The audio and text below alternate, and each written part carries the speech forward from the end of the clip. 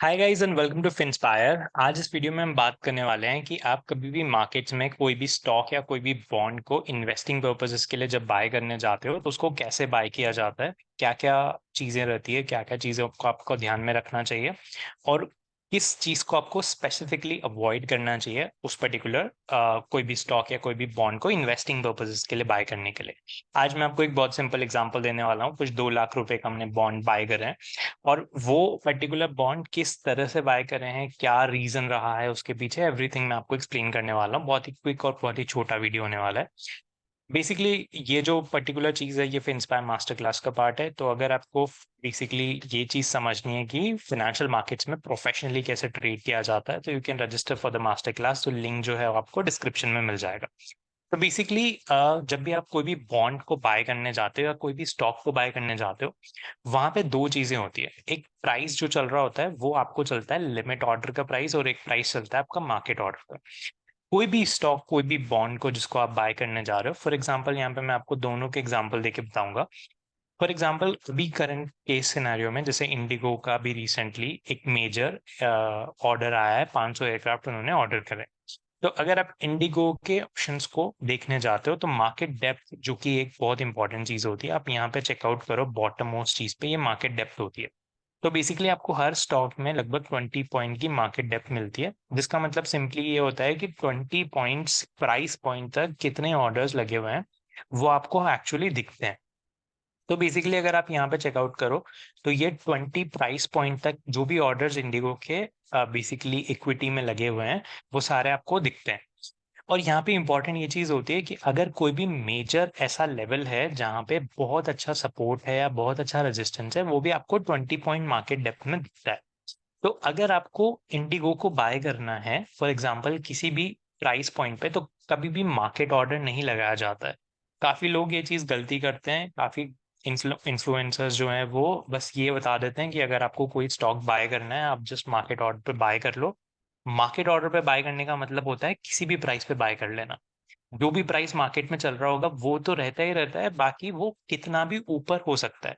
इसका मतलब सिंपली ये है कि अगर करंटली अभी इंडिगो का प्राइस चल रहा है 2000 रुपीज, अगर मैं चार्ट ओपन करूं 2000 समथिंग 202432 प्राइस चल रहा है इंडिगो का। तो ये जो प्राइस है ये हो सकता है 2500 पे भी आपका इंडिगो बाय हो जाए।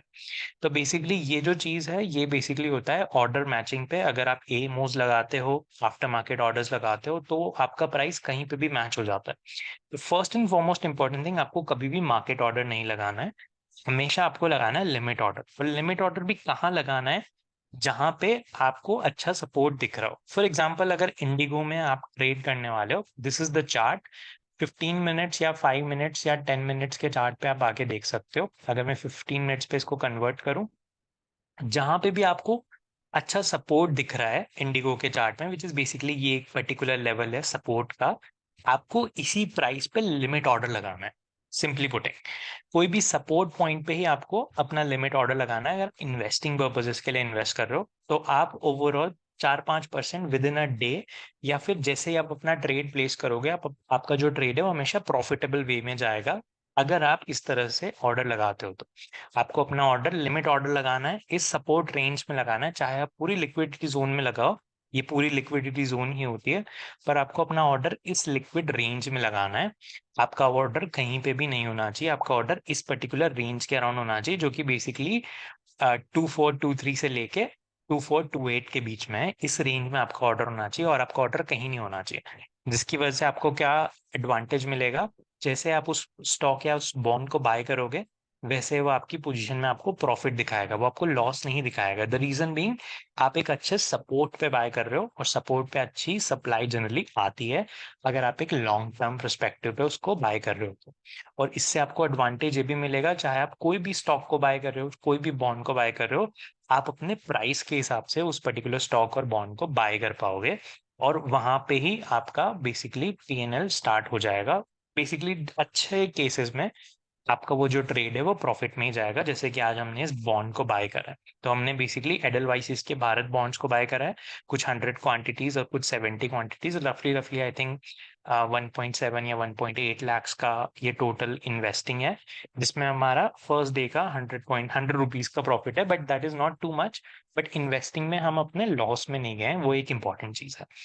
That's it guys in this video। अगर आपको कोई भी क्वेश्चन हो, let us know in the comment section below। अगर आपको किसी भी दूसरे टॉपिक पे कोई वीडियो चाहिए तो let me know in the comment section below and I will see you in the next one।